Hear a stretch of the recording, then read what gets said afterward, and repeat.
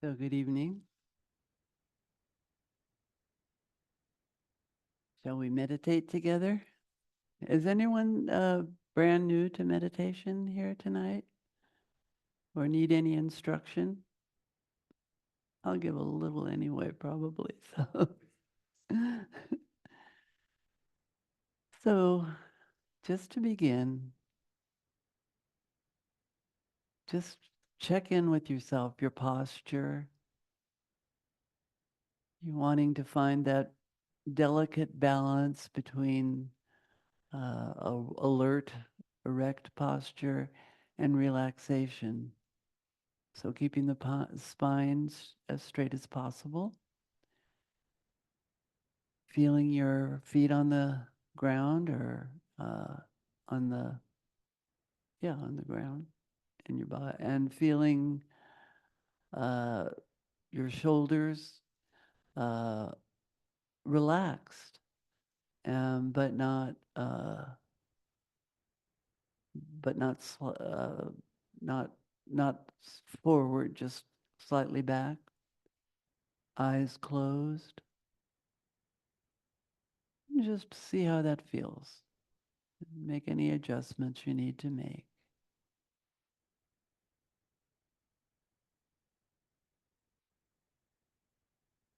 And then take a minute to just see what's arrived with you this evening. Any tiredness or any kind of concerns or worries, maybe feeling some confusion, hot, whatever, feeling great. Just noticing this is what came with me. And you can breathe into that for a minute, recognizing this is how it is right this moment.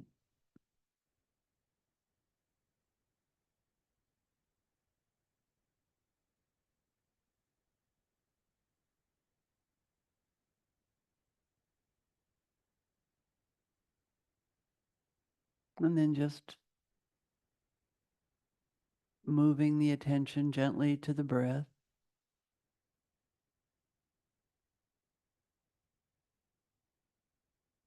In whatever way you choose to follow the breath, whether you're focused on the nostrils, sensation of the cool air and the warmer air as you breathe out, sensations in the chest of rising and falling, the belly expanding and contracting. We're just following the whole course of this breath. Mm.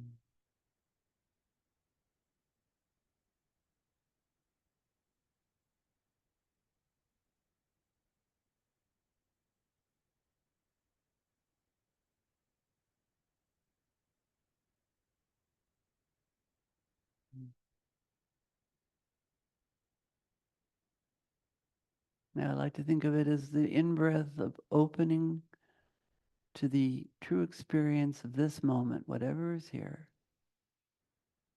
on the in-breath. And on the out-breath, just letting go, making room for what comes into the next breath. So there's opening and then there's relaxing with the letting go.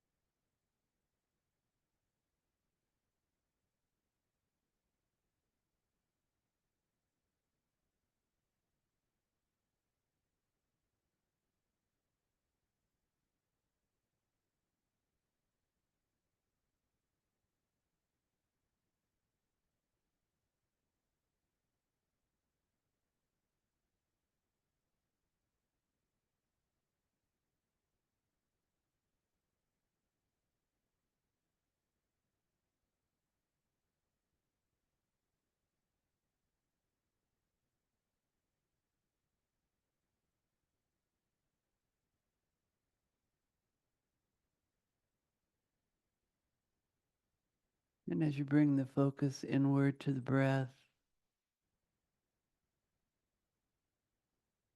sometimes you'll, that awareness will notice other things that come up. It might be a restlessness, or a persistent thought, or a memory. And it's just to acknowledge that.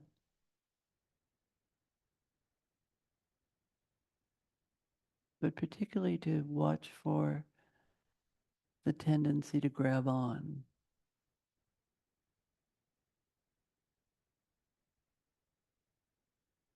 to construct something more out of that initial thought or feeling. And if you notice that, it's just to notice and do the best that you can just to release it.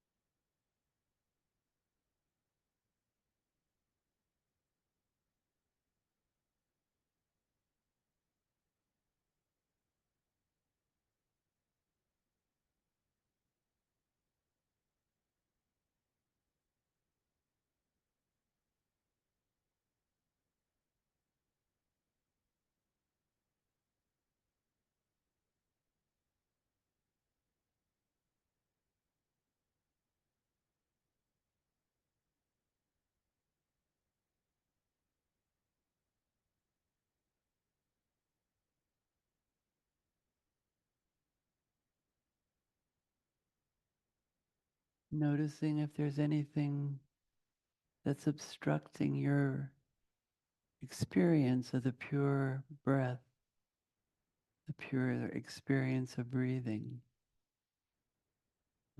Any sensations in the body, any thought trains you might have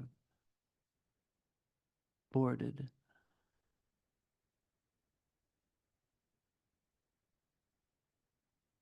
Any strong feelings. Just noticing what's there.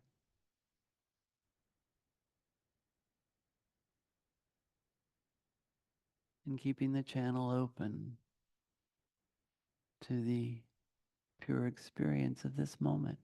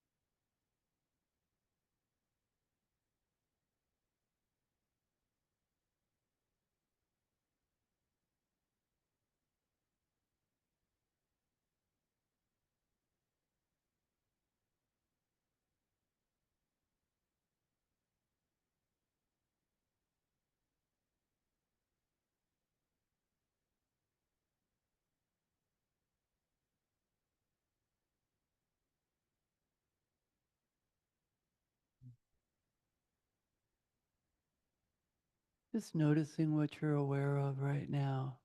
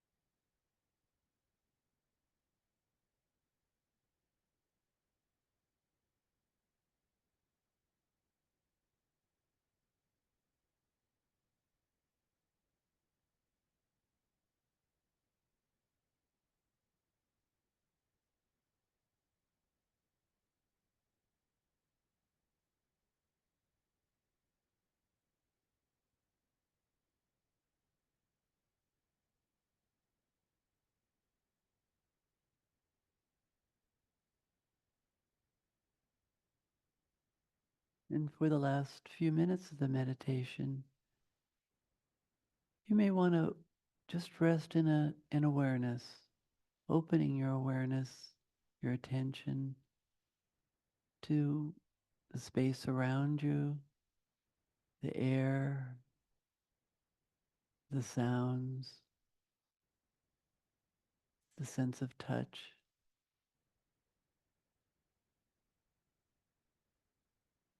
Just opening to whatever is here for you.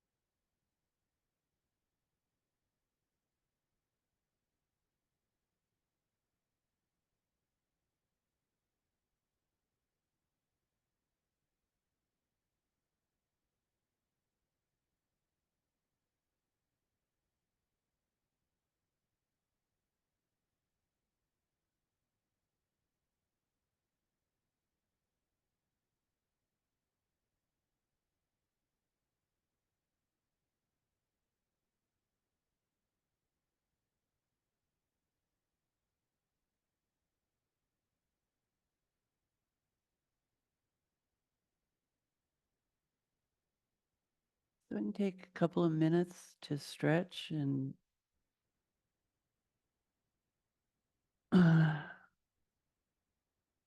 please stay in silence for the till we start. So good evening again. I always love coming up here and seeing this beautiful place and looking out that window. It's so beautiful. So the topic tonight is based on something that's been sort of a theme in my life since really before I started formal or committed Buddhist practice. 30 some odd years ago. I went to with some friends to see and listen to Thich Nhat Hanh, who was in the area, and it was great. And before he spoke, or there was a little talk by Jack Cornfield, and I had never heard of Jack Cornfield, never seen him, and I was impressed by him. And in the lobby, they were selling little cards, and one of the little cards was written by Jack, and what it said was, "Love fully, live fully, love well, and let go." And I took that card home, and I made a little poster and put it on my bulletin board, and it's been there 30 plus years. It's moved with me, and it's something I revisit quite a bit. So then some 10 years, no, some almost 20 years after that, I I gave a talk based on that theme, those three expressions, and sort of how it had evolved for me over those years. And then the other day, I came upon it again, 14 years beyond that, and I thought, oh, and I read it, and I thought, oh, it's good, it's interesting, but there's more. And so I thought, so this talk is based on these these these three experiences or understandings, I guess, which has evolved over time of these three expressions. So and anyway, so the first one, what does it mean to live fully? When I first read that, I think what it meant to me at that point was to see and do as much as possible, to just experience as much as I could in the world, to see new places, have new tastes, and see and new things. But there was also a touch in there, an important touch, that there was something else I was wanting, something else that living fully that I couldn't quite grasp at the time. And in a book by Nick Hornby, there's a little passage where he says, in this novel, he says it was about the character in the novel saying that about wanting something more than the sound of the TV and small talk and the chatter in her brain, wanting to listen, to read, and to open to something bigger. And I think that was it. It was I wanted to open to this something bigger. And then over time, when I did this talk 14 years ago, I realized that what had happened, what had this evolved for me over this time was that I was noticing. I was noticing when there was the small things of life, the small worries, concerns, needs, began to wrap around and tighten the grip on that opening to something bigger. I could begin to actually feel that sense of contraction around uh, the opening.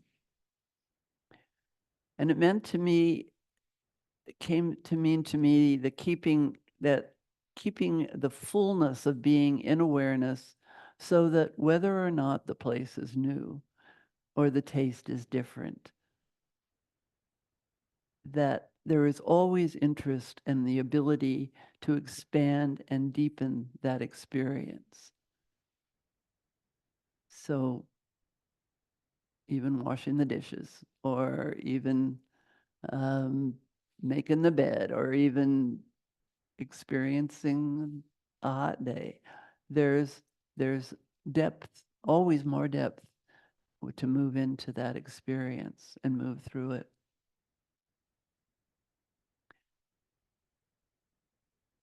And it means not getting caught in beliefs and concepts that cut off the fullness of life, of living.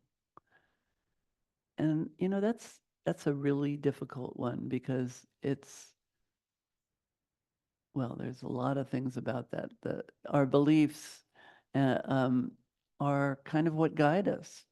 And so uh, when we get when we contract around them and we're clinging to them, they get in the way of of really looking for the truth of an experience. And it means at least living in with the possibility of welcoming everything with complete acceptance. And that again is not an easy thing to do. Um, and the only reason that it's helpful is because it is what it is. And here we are. And even if we don't like it, and complete acceptance doesn't mean that you necessarily think it's great, or that you want it to be here, but it is here. So so accepting that opens the door to fully experiencing it, to fully knowing it. And it means experiencing through wise view, knowing that everything changes, including this body, this mind. And to live fully, I need to really work. What I really realized over these years is to change my identity from a noun to a verb, from a thing to a process. So I am, rather than all the stuff about who I am. Not to get stuck anywhere. It means examining the seeing the results of desire, of wanting things to be different, neglecting what is given to us in any given moment is what desire, what wanting it to be different does to us. So way back then, I wrote one of my 2 or 3 poems that I've ever written in my life, and that kind of characterizes this. And here it is. Climbing the hill on the last morning of the retreat, open and alive, I turn, and far below by the meditation hall, small as the spiders and bugs that move around me in the grass, I see the movements of the others clumping together and flowing apart in the warmth and intimacy of this last morning of retreat, of community. Desire to be down in their midst erupts hot in my chest, and I'm thrust back to a day some 20 years before, in late spring, waiting for my family outside a festival. I am early or they are late, and as the minutes pass, I hear the music, smell the food, watch the people come and go. Desire to hurry and get some before it's all gone overwhelms me. But today, as I experience the echoes of that distant day, I drop below desire, knowing there is nothing to get that isn't right here on this sunny hillside, sparkling with morning dew and abundant love. And today, at age 84, I understand that living fully means different things in different stages of life. More and more, I experience the fullness of life when I pause just to be in my breath, to listen to the sounds of life, to make room for the calmest, often quietest, wisest voices to be heard. These parts of myself that rarely had room to breathe and to be expressed, I've come to see as an integral part of living fully. Much of my life, I either tried to follow the rules or I've been involved in this never-ending internal battle of trying to do the right thing, to do what is right. And that battle never ends. So Buddhist teaching and practice have provided a structure for this investigation, and that's been immensely helpful.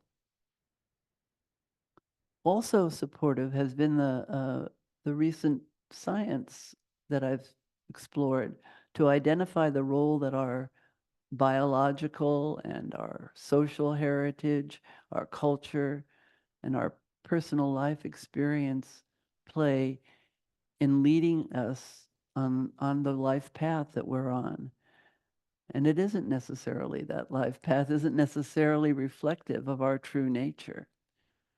So to be able to see that, Martha Graham said, there is a vitality, a life force, an energy, a quickening that is translated through you into action. And because there is only one of you in all of time, this expression is unique. And if you block it, it will never exist through any other medium, and it will be lost. The world will not have it. It's not your business to determine how good it is, or how valuable it is, or how it compares with other expressions.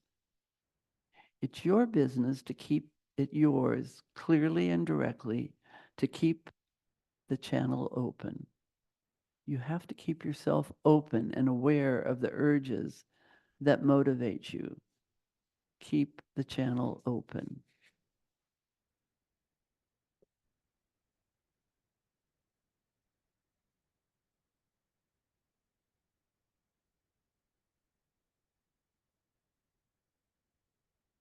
So that's living fully. And living well, when I first read it, meant I think mostly what came through to me was not loving selfishly or superficially. And I still believe that. But over time, it came to mean more about loving wisely, understanding, as the equanimity prayer says, all beings are owners of their karma. Their happiness or unhappiness depends on their actions, not my wishes for them. My wish is to accept things as they are, to realize that I can and will care for others, but I can't keep them from suffering. And that I wish them happiness, but I can't make their choices for them. That prayer is a really important one for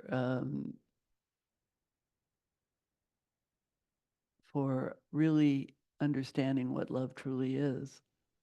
And it means practicing equanimity by training the heart and mind to keep open in increasingly difficult circumstances. And in this relaxing of the mind,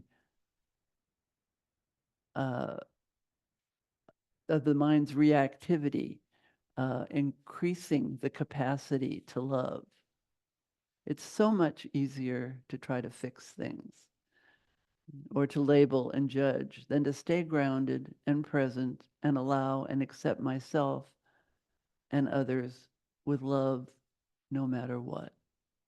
That's that's a challenge. It also means to be generous with your true nature, not to be afraid or reluctant to give what you have to offer, whether it's a smile, a hug, a cookie, a shoulder, a song. Love is not in the doing, it's in the being. So just to feel that sense that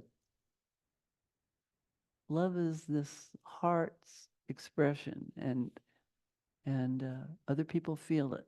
So uh, so what I noticed as I looked at this again now today, I see that loving well is connected more fully to the understanding of our interdependence. It's more holistic in that it starts with loving and caring for ourselves in the same way we love and care for others. I remember, I'm sure we all remember this, Mary Oliver's words from her poem Wild Geese. You do not have to be good. You do not have to walk on your knees for 100 miles through the desert, repenting. You only have to let the soft animal of your body love what it loves. Also, after the truth of this has smacked me in the head 1,000 times, I know that to love well, I have to let go of trying to change those I love or those I don't love. I need to let others find their own path. I can't control them. And when that kind of loving, where I can't control what happens, involves grief, I have to let that grief wash through me.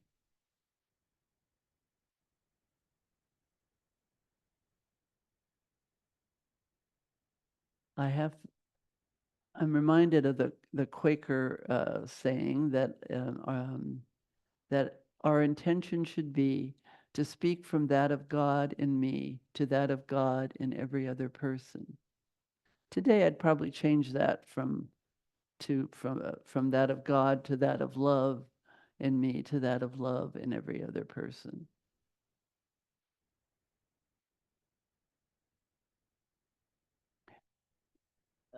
There's Daryl Walcott's poem, Love After Love, that kind of speaks to this. The time will come when, with elation, you will greet yourself arriving at your own door, in your own mirror, and each will smile at the other's welcome.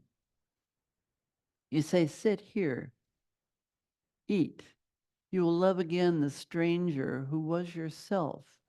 Give wine, give bread, give back your heart to itself, to the stranger who has loved you all your life, who you ignored for another, who loves you by heart. Take down the love letters from the bookshelf, the photographs, the desperate notes. Peel your own image from the mirror. Sit, feast on your life.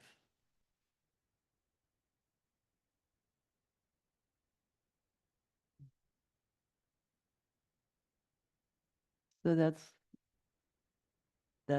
loving well. And then the last one, which is let go.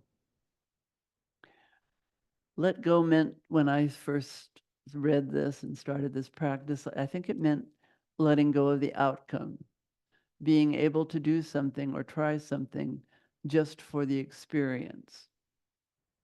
And that's helpful. It's good.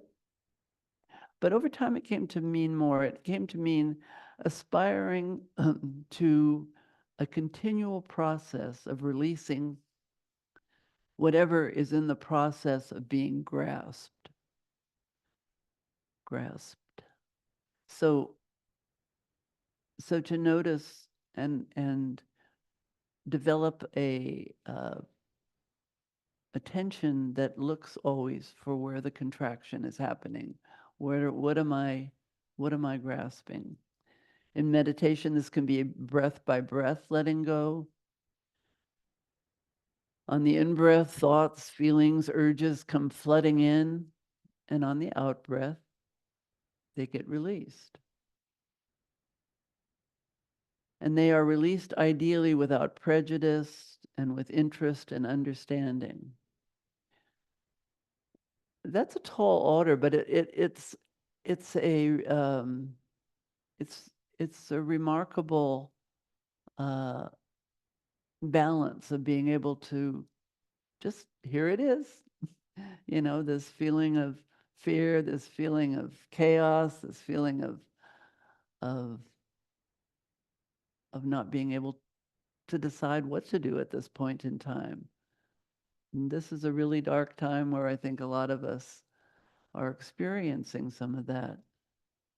And and to balance that with this idea that it's don't know mind. I'm not going to solve it right this minute, just to let it go, just to let it go. Um, so, so in our meditation, it's maybe asking the question, what am I grasping or keeping at bay at this moment? In other words, what's keeping me from being right here, right now? You might even ask yourself that this very moment. And then there are bigger or more persistent beliefs that are subtle and are entwined with our sense of who we are and who we're supposed to be, that in order to be free, we must let go of. What am I believing right now is another inquiry we can make. And and is it true? And then just exploring the sensations and the discomforts, particularly seeing them as contractions, because it's kind of a very direct way to experience what we're grasping is to notice in my body right this moment, is there any sense of contraction? And if there is, let's take a look there and see what that represents and what am I contracting around. Um, and that in itself can be a deep exploration. It's understanding the power of fear that keeps us from living fully, loving well, and letting go.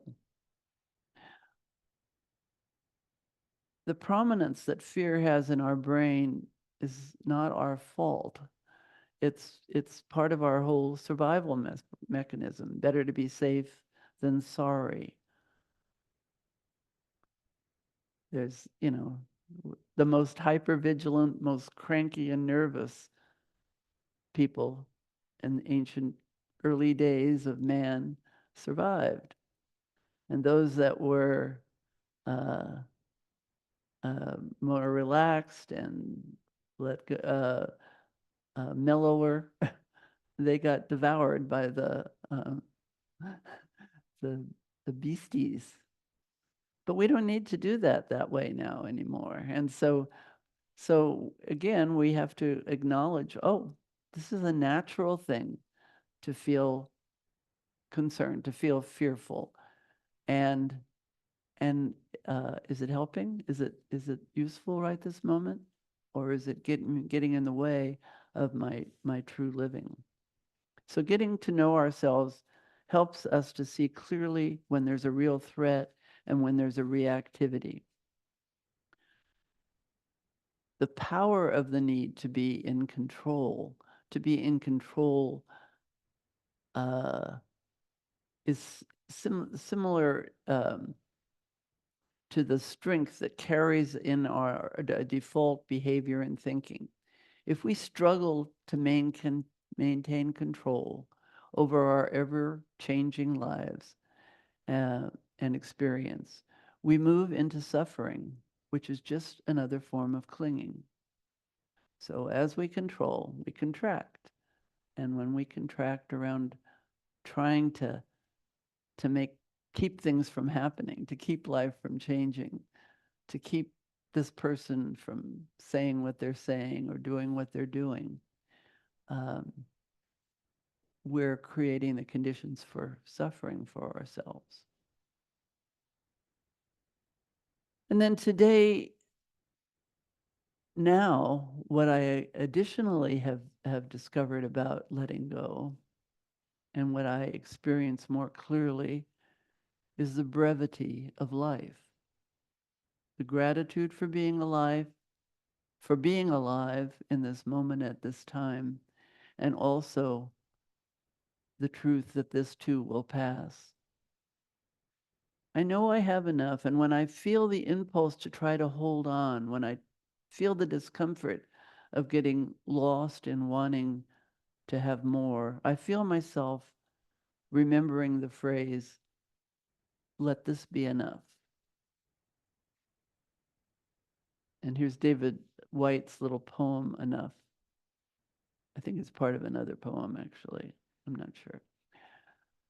Enough. These few words are enough. If not these words, this breath. If not this breath, this sitting here, this opening to life we have refused again and again until now. Until now. So maybe just take a moment to breathe in enough.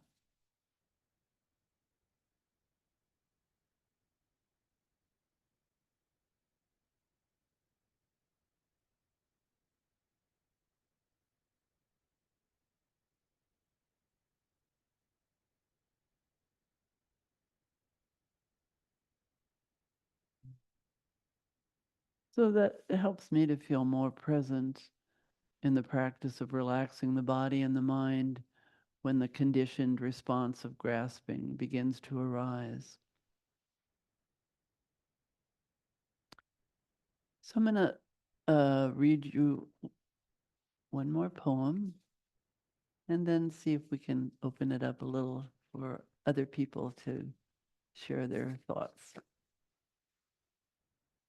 Or you to share your thoughts and you to share your thoughts.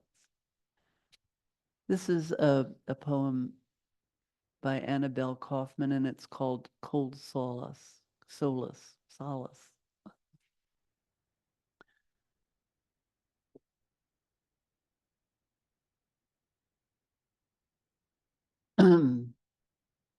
When my mother died, one of her honey cakes remained in the freezer. I couldn't bear to see it vanish, so it waited, pardoned, in its ice cave behind the metal trays for 2 more years. On my 41st birthday, I chipped it out, a rectangular resurrection, hefted the dead weight in my palm. Before it thawed, I sawed with serrated knife the tiniest of slices, Jewish Eucharist. The amber squares with their translucent panes of walnuts tasted, even toasted, of freezer and frost. A raisin delicacy delivered up from a deli in the underground. I yearned to recall life, not death. The still body in her pink nightgown on the bed, how I lay in the shadow and the shallow cradle of the scattered sheets, inhaling her scent one last time. I close my eyes, savor a wafer of sacred cake on my tongue, and try to taste my mother, to listen, to, to discern the message she baked in these loaves when she was too ill to eat them. I love you. It will end. Leave something of sweetness and substance in the mouth of the world.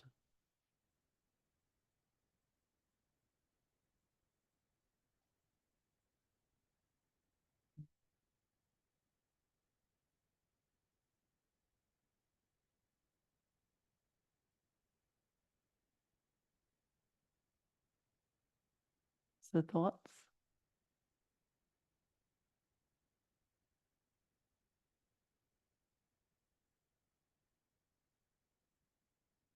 So this is Jennifer from the Meditation Hall. Maeve, thank you so much. What a beautiful offering tonight. It feels so deeply personal, but then it's also so reassuring to hear it with Sangha, like, oh, did you get that part? Did you hear that? Maeve said it. So it feels really helpful. And just the protocol for questions and answers is that we have some people live in the meditation hall. And so if anybody wants to say something from here, I'll bring the microphone, and that's so that the people who are on Zoom can hear what we're saying in here. And then I think Adam is also kind of stewarding our friends on Zoom. Hello, friends on Zoom. Um, so maybe I'll ask here first and see if anyone in the hall would like to ask a question or make a comment, and then we can go to friends on Zoom. Okay, I think we're still digesting. If anyone on Zoom would like to ask a question, you can just raise your hand, your virtual hand or your actual hand, and we'll find you. Any hand will do.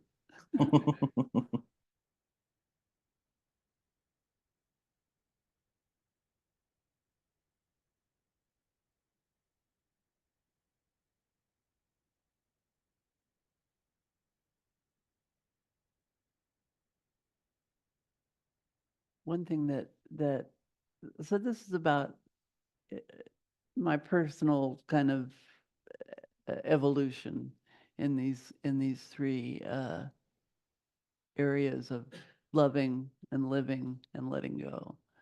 I'd be interested in hearing what anybody else has kind of in any of those areas has found an important help or evolution in their lives. Okay, this is Jen. I'm passing the microphone to Douglas. Hold it close to your mouth, okay? So I recently went on a 5-day retreat, and uh, uh, I have found that activities that used to be rather fulfilling are kind of empty for me now. And so like living fully, I feel like I'm in some sort of transition where I'm lacking that sense of living fully. And I don't know exactly how to re-embrace it.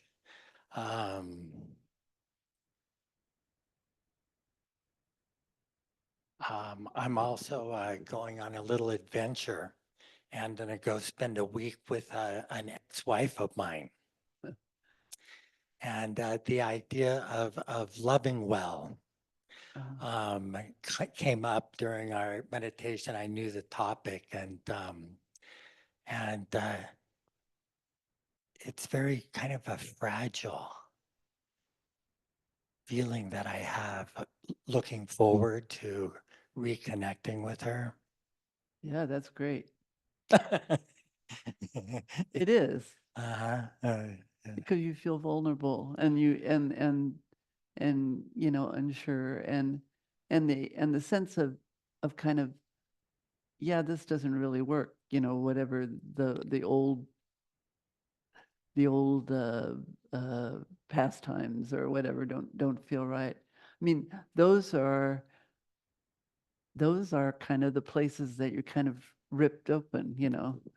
Your heart gets kind of ripped open, and that's, I mean, a lot of us spend all of our time trying not to do that, not to have to go there, not to have to feel what's in the depth of that.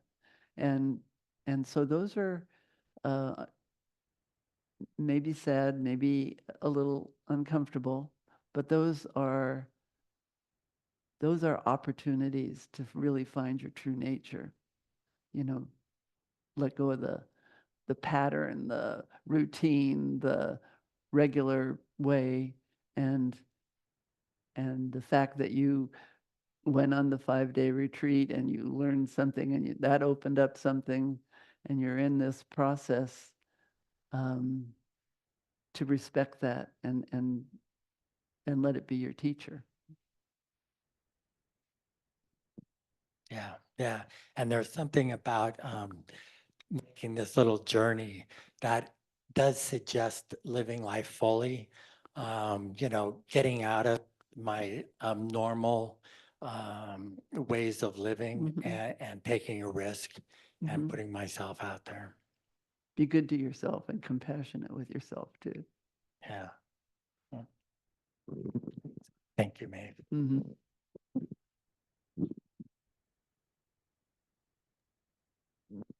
Okay, online here we have Nicholas. You want to unmute yourself and ask your question? Thank you very much, Adam. Good evening, Maeve. Thank you very much for the wise inspiration that you brought tonight for your being. My question is about the part in the middle. Actually, all three of them: live fully, love fully, and let go. So the challenge seems to be for me to both live fully and let go. Like, basically, I see there are times where you know, something inside keeps things at bay, you know, that does not open the door, so there is not the openness. And then when there is openness and there is passion for things, there is also, of course, the other side that doesn't want to let go. So what is your experience, from your practice, about how to open up, to love better, to live better, and then also to let go better? Well, yeah, that's a wonderful question, and really that is the practice, you know. The practice is that when we see clinging, and it's often we want to cling to what's fun, what's love, you know, and it can feel like love, but there's a point at which it moves into grasping, and you know, we can't immediately just turn it off. We can't immediately turn off our instincts, our our habits. But what we can do is keep our awareness open. So when we feel that we're holding back or resisting, we can watch what happens to our bodies when we resist. How does it feel to resist? What happens when we resist? What's the result of that? And when we feel like this is great and I don't want to let go of it, or I want to have more, so that part about enough, um, uh, if we can see what happens if we stop. We can also see what happens if we don't stop and watch the results of grasping, so that we learn through being present for our experience, whether or not it feels healthy or unhealthy. That's what teaches us. And if we pay close attention, some of the most important lessons come just from observing our reactions. I remember Gil Fronsdale talking, I think one of the first talks I ever heard, he talked about being on a road, driving down a road, and a windy road, and a big truck or a big car came and didn't make room for him, and it was very scary for him. Well, and the guy went by, but what he experienced was just livid anger. He felt very angry, and he stopped, and he just said, what happened? What's behind that anger? And he let himself open to the feelings, and he saw the fear behind it, and it changed the nature of his experience. So just watching and observing and seeing how that changes the next time that you feel those kinds of feelings is the practice. I hope that's helpful. Thank you very much, Maeve. Yeah. All right. Yeah. Pass the microphone. Can you say your name too? I'm Scott. So, thank you for coming out. I've been practicing for a couple of years now, but really only gotten serious like in like the last 6 months. And so, one thing I've been noticing is kind of like my meditation practice is definitely it really helped me for a while. Like on being a lot less neurotic and whatever. And then now I'm feeling a little bit more like I'm becoming much more mindful of the neurotic nature of like contracting. I got like tagging things in my head, like judging, contracting, and now I'm kind of seeing things a little bit more clearly, but I think it's increasing some of the neuroticism. And I don't know if that's a normal phase for people to get into, like of swinging too far in one direction to the other, but I was just curious if you had any thoughts on that. Well, I don't know the answer, but what I hear you saying is you're noticing this. You're noticing the more neuroticism. It's louder in your head than it was before. And and what you're wanting to achieve is balance and awareness, ease, and alertness at the same time. But it is a part of it's kind of like what you've distracted yourself from all along. You have all your all your addictions or ways that you distract yourself. We all do.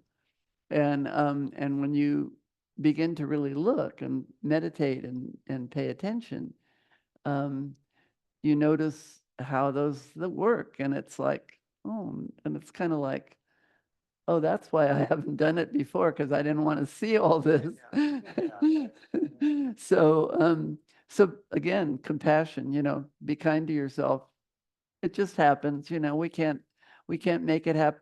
Things change any faster than we can, but we can offer ourselves compassion. We can commit to keeping our attention, even when it's just uncomfortable, even when we know we shouldn't do something and we do it anyway, but we don't shut down. That's the key.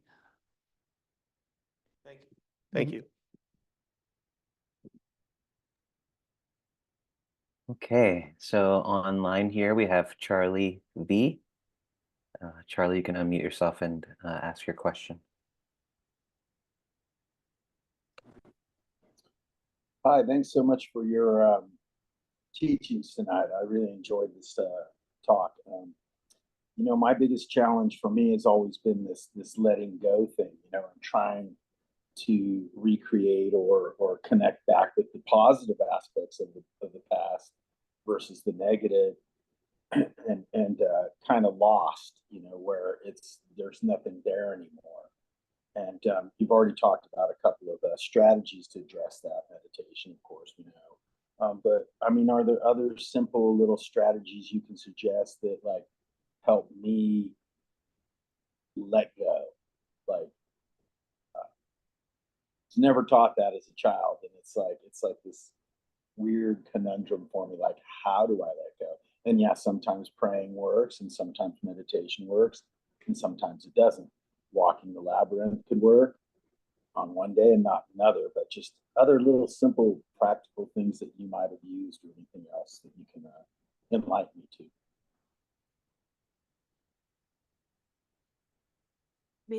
Maeve, this is Jen. Yeah. I think, Charlie, if I may, it was a little hard to hear you. Can I just try and reiterate? Yes, please. Okay, and Charlie, please weigh in, and if you can get a little closer to your mic, if you want to weigh in, that would be super helpful. But the main takeaway I think I heard was additional requests for support and even like guidance around letting go. And you did say meditation sometimes helps, prayer sometimes helps, walking the labyrinth sometimes helps, but sometimes those things don't help. Uh-huh. And so that's what I heard. Okay. Yeah, sorry, I got a really bad internet connection here where I'm at. Pretty much that's the most part. Like with extra things beyond the, the standard that we talk about for letting go, because that's where I struggle, and it keeps coming back and haunting me. Yeah, well, again, that's you have some good techniques there, and there's more. One of the um, one of the things I sometimes suggest when people have some pretty heavy duty things that come up and that feel very strong, and it feels when they're there, it's just very hard to navigate your life or to know what to do, is that when you have a little list there, and when you're in a pretty calm state of mind, write yourself a list of all the things that help you, like walking the labyrinth, like meditating, like having a cup of tea or talking to a friend. Anyway, writing in a journal. Just notice when they do help, write them down on that list. Write the list in big letters so that you'll be able to read it when you don't feel very connected and you're kind of lost.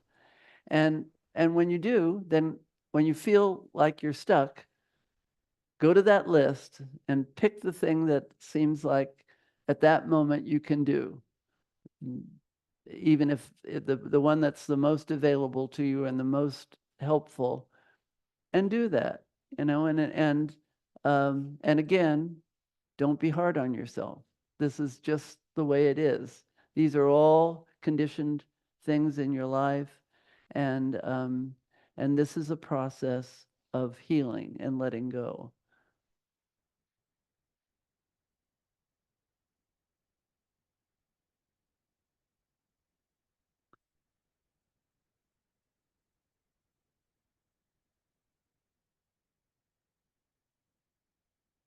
So, do you want to little meta?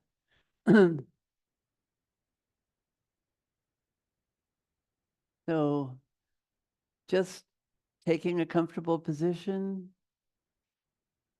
breathing into the heart, feeling the warmth of Sangha, of community, of support. So, so important to us in this time. Always important, but it's super important right now.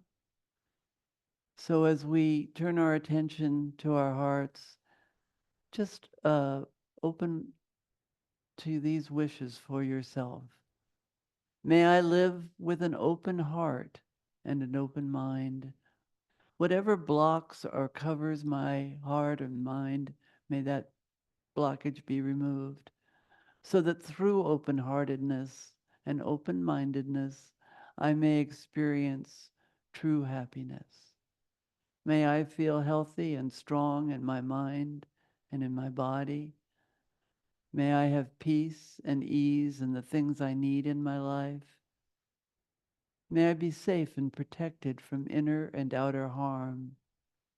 And may I awaken and be freed from suffering. And as we wish these things for ourselves, and we wish them as deeply as we can. We also open our hearts to each other, those of us that are in this room and on the internet right now. The same wishes for open-heartedness and open-mindedness, for peace and well-being and health and safety and awakening. And we open these to the people in our lives, our family members, our friends, our neighbors, people that we pass on the street in our communities, to the people we share the air and the creatures we share the air and the water and the earth with. To all these beings, we send these wishes for open hearts and open minds, for well-being in the body and mind, for peace and ease, and the truth of our interconnection being understood by all beings. And then we send these wishes out into every corner of this earth, that we all may live with open hearts and open minds, that we may all feel that we have the things we need and be safe, that we may all support each other and live in peace, that we may all find our way to freedom from suffering. And then we send these same wishes out into the universe and beyond, to all beings everywhere, those that are known and unknown, born and to be born, all beings everywhere. May all beings everywhere be happy, be at peace, and be free. And if there's any benefit we've gathered through our practice here this evening, may we dedicate that benefit to the well-being of all beings everywhere.